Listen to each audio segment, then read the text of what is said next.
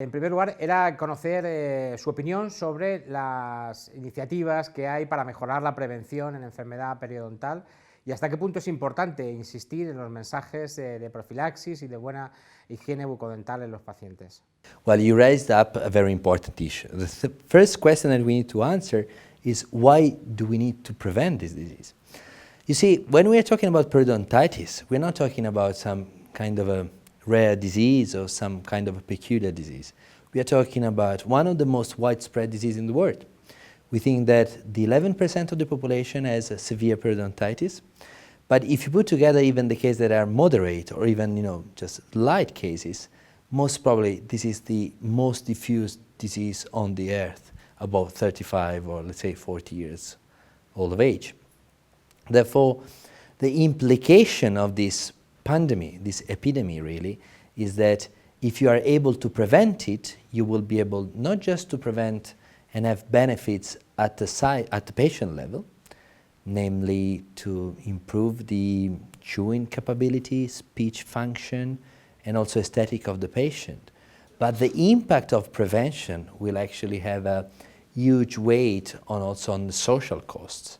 Because having subjects that are not able to chew or to function properly with the mouth would actually imply more cost for the systemic health systems. That will imply people that will age more, people that will have other systemic illnesses more frequently. Therefore, saving people from periodontitis, or at least preventing periodontitis, has a huge impact on the society itself. Recientemente se ha celebrado un consenso en España, una reunión de expertos en la que se han puesto en común algunas ideas, algunas recomendaciones prácticas para clínicos, para investigadores, para la población general. ¿Cuáles son los mensajes principales, las recomendaciones principales que se le pueden hacer a la población para mejorar sus hábitos de higiene bucodental? Well, first of all, we need an endorsement from the society and from the public systems. As dentists, we can improve the health of our patient, but this is not society. Society is much larger than our patient. So we really need to have a political support. And I think we got to a stage where we realized that we need to have an ally. And we cannot do the job just for ourselves, just by ourselves. We need to have something more. We need to implement any system that will go to the root of the society, and therefore communication is the tricky issue here. Now, I'm sure that there are lots of dentists, and I know many of them, of those that really put their heart on their job and try to make prevention the core of their activities, of their daily activities. But this is not enough. We need to have advertisement from the government in TV. We need to have in the public school some learning and teaching activities so that the people will grow up knowing how to brush their teeth properly, which is extremely difficult, something that nobody really takes into account, that to be able to remove plaque is actually extremely complex. And altogether, I would say the support from other scientific societies and the support from the national health systems as well, within patients, not just population as well. So dentists, just by themselves, are not able to promote periodontal health in the society. They can improve the periodontal health of their patient, but we need to go a step further than that.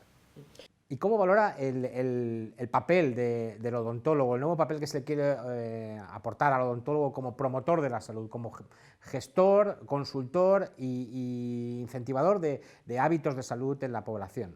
I think, Paco, you really got the point. I think as a periodontist nowadays, I think we are really at the forefront of this changing mentality. We deal with health. We are health manager nowadays. I mean, that's at least what we should become. Therefore, I would really look forward to seeing in the periodontal program also courses on nutrition, physical activities, well-being in general, and you can even go above than that and go up to mind, wealth, and meditation and whatsoever. I mean, really need to look at dealing with the person first of all, and to be able to deal not just psychologically, but even from a humanly standpoint, if you want to say that. And therefore we also need support. We also need education to do that. It's not easy. We are just, medicine developed just to treat diseases and not to be able to maintain health. But this is something that periodontists always done it. Supportive periodontal treatment is literally to maintain health throughout time. So I think we are within the dental community, the population of specialists that knows this more than others. But once again, this is not enough. Let's face it, we are a minority of dentists treating a minority of patients. Here we need more than that. We need to have the population knowing that if you treat your gum well, even your body will follow. ¿Y cree que se está haciendo realmente bien la higiene bucodental? ¿Que el paciente que llega a la consulta tiene unos buenos hábitos de salud y de higiene bucodental y que la sociedad en general conoce las pautas a seguir para hacer una buena higiene bucodental? Nobody is born with the capability of brushing their teeth. Let's face it. Brushing is actually very difficult. And this is something that a clinician needs to take into account. Well, first of all, we brush too little our teeth. It's like the majority of the population is within 30 to 60 seconds. Let's say 40, 46. I remember there was a paper saying 46 seconds. There are also some evidence that are suggesting that if you brush your teeth for 1 minute, after 1 minute you would say, oh my God, that was too long. So we don't brush that much because we know that if, for example, you double the time and you go up to 2 minutes, you actually will also remove much more plaque. And most probably in periodontitis affected subjects, 2 minutes are not even enough. So it's a time issue. Secondly, it's a habit issue. You, Paco, remember this morning when you started to brush your teeth, but you don't remember when you finished brushing. Because it's like chewing. It starts because you want it, but it maintains itself because it's a habit. Therefore, you are conscious only certain seconds of this, let's say, 40, 50 seconds that you're brushing your teeth. And in those seconds, you're brushing the buccal surface of the central incisor. That's what the majority of the population do, which is really a surface that is normally cleaned by itself without brushing. But the plaque is in between teeth, is in between the 6 and the 7, is interdentally, is exactly the area where we need to take our efforts. But then we have the third thing that is, I would say, a technical issue. To be able to brush is technically difficult. To be able to clean in between teeth is extremely difficult. And I can assure you, as a clinical researcher, I had to do tons of plaque scores even to dentists, hygienists, and I couldn't see really wonderful plaque controls over there. What I want to say that it's difficult. And we need to take this on board when we are giving oral hygiene instruction. We have to know that we are teaching, let's say, to a kid how to drive a car.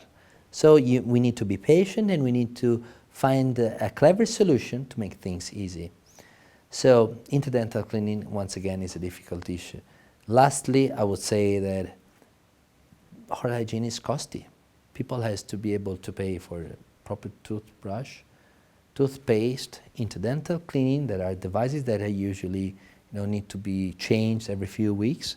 So it's like you need to devote some money to your health. There are, I don't know about your country, but definitely in mine, there are some people that would rather have a wonderful car than pay money for their health. ¿Qué recomendaciones de mejoras se pueden introducir para optimizar los resultados de prevención? Brush your teeth twice a day. We know that you would need just once every 2 days, but as we are not sure that you are so good, just do it twice a day. Use, if you can, use a power toothbrush, a rechargeable toothbrush, because it appears to have higher effect in terms of plaque removal. Use chemical agents, most probably I would say a dentifrice. Although mouth rinse seems better, dentifrices are more widespread, so they're easier to get, and actually they're even less expensive. Mouth rinses can be chosen for some peculiar type of subjects, subjects with high level of inflammation, subjects where you want to add other benefits, like you can go from halitosis tooth sensitivity, and so on. And these really are the key issue. But most importantly, brush in between teeth. To me, that is the cornerstone of dental health. Really, of prevention is based on interdental management. ¿Hasta qué punto el odontólogo puede ayudar a formar a este paciente y a cambiar sus hábitos de vida y para hacerlos más saludables y con hábitos adecuados de higiene bucodental? To me, this is once again a pragmatical issue. It's not a philosophical thing. The issue is to get the plaque down. In order to do that, you need to do everything that is possible for you to make the patient able by him or herself to do that. And the only way to do it is to make some things easier. Therefore, electric brushes are just simply easier to use it. And I always quote a paper from the Friedrich van der Weyden group, and Dagmar Zlotz was one of the main co-workers on that paper. Effectiveness of an oral hygiene tool is measured not just by the efficacy from a theoretical standpoint in terms of plaque removal or gingivitis reduction, is also mainly measured by the effectiveness of compliance. How many dental sessions do you need to spend with the patient before the patient is proficient? And in that regard, there's no comparison. Interdental brushes are much better than flossing, and electric toothbrush is much better than manual toothbrush. They're easier, they're faster, it's much better. There is like, come on, welcome to the future.